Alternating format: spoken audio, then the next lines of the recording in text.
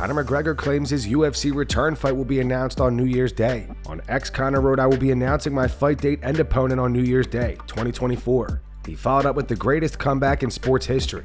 A fan replied with this GIF.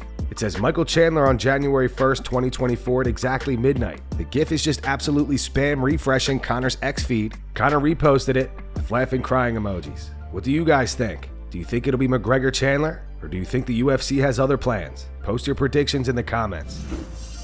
Belal Muhammad gives his take on why Kamaru Usman is not one of the welterweight GOATs. Belal believes his resume is better. People keep talking about Usman as one of the GOATs, and I'm like, bro, you beat Masvidal twice, you beat Colby twice, who didn't deserve it, Masvidal didn't deserve it. Masvidal beat him on, and he beat him on like 8 days. And then you beat Gilbert Burns. So I'm like, when you're looking at resumes, my resume is Wonder Boy, Damian Maia, you got Gilbert Burns, you got Vicente Luque, you got undefeated Sean Brady. And it's Sean Brady, I mean, that right there, when you beat, I'm not gonna lie, I was nervous for that one, and when you came out and got him, like, man, Belal is the truth, man. And it takes that type of thing, you know, after I beat him, people are like, oh, well, Sean's not that good. And then he goes out there, dominates on the gas, and be like, oh, well, Sean Brady was just sick that day or something. Like, bro, you guys want to keep giving excuses, but I'm the best welterweight in the world. I'm dominating every single one of these guys, and they're all different styles.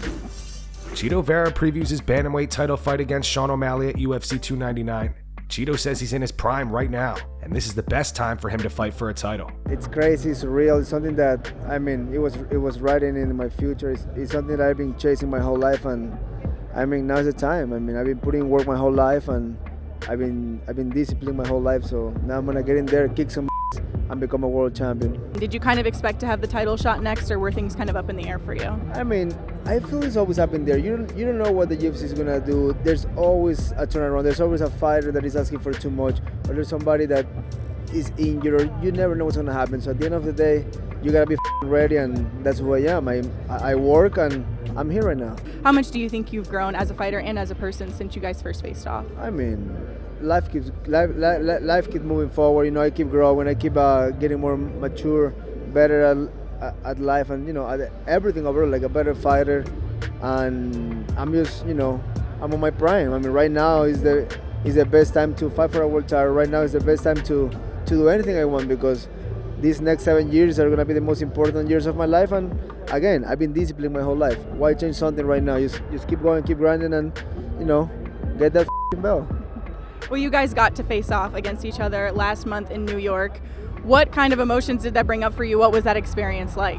I mean, these type of things always are nerve-wracking. Doesn't matter who you are, doesn't matter what you say. I don't care who you are. You always are gonna get a little intense in there and a lot of emotions. But at the end of the day, it's how you handle it. And I believe to me it was just, you know, look the in the eye and say, you know, you're next. I'm gonna put you out.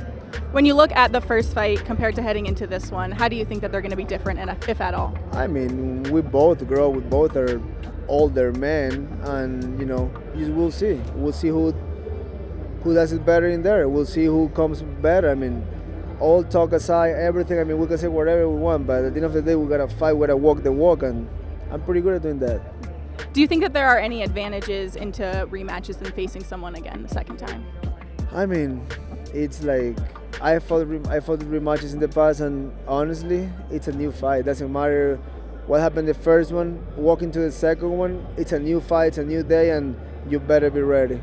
When you look towards March and getting that shot at the belt, and you envision the belt being wrapped around your waist, what does that moment mean for you? I mean, it means the world to me. I mean, my whole entire life, I dreamed to be in the UFC. And getting to the UFC was like, okay, everybody gets there. How you maintain there? I got 22 fights in the UFC. So I've been doing a pretty good job of being consistent. And now, just becoming a world champion just will be the tip of the iceberg, you know? Daniel Cormier thinks that Dricus du Plessis should 100% be Israel Adesanya's next fight, regardless if he defeats Sean Strickland or not at UFC 297. Du Plessis Adesanya was hot because of all the N-word, all the history between Africa and South Africa. Du Plessis, you know, that whole thing went crazy. And it was going to make for a very hotly contested build. It was going to be intense. The rivalry had grown. It was going to be one of the better builds we've seen in a long time. We love the drama. I'll be honest, I kind of felt a little uncomfortable when Izzy was in the octagon saying the things he was saying, but I live in a world where people they use that word a lot. They do. So, but it made me feel a little bit uncomfortable seeing it on TV like that. I mean, hell, I see people on Instagram constantly using that word. That build was going to be so crazy. So if you watch Strickland fight Du Plessis in January, you still preserve that matchup regardless for Adesanya, right? DDP wins Du Plessis. DDP just sounds really, really cool. Title fight for Adesanya versus Dricus. Build that whole thing. Du Plessis loses. Fight versus Adesanya. Build that whole thing. You save that matchup regardless. You save it. Because if you put him in there with Khamzat, it's a great fight. It makes all the sense in the world. It would seem like a #1 contenders fight. But if Khamzat gets through him, now you might lose that fight with Du Plessis. So I think you save that fight if you're the UFC. I don't know what they're going to do. But if you're the UFC, I say you save that fight. You save Adesanya Du Plessis at all costs. Colby Covington welcomes a fight with Ian Garry. Colby says that Ian is angry over his remarks about his wife and would be honored to settle it in the octagon.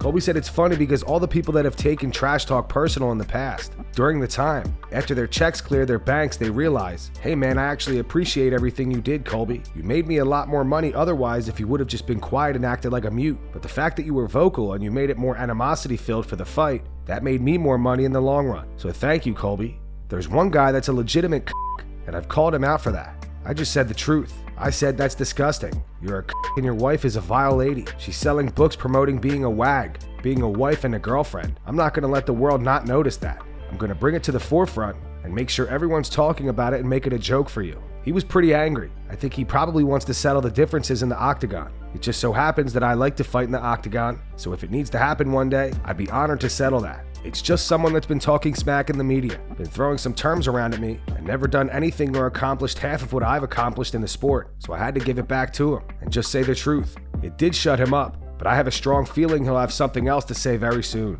And that's going to wrap it up for the news. Thanks for watching. For daily MMA news and content, subscribe to Full Mount MMA and click the bell icon to be notified when we post videos. Here are the 3 top comments from last video.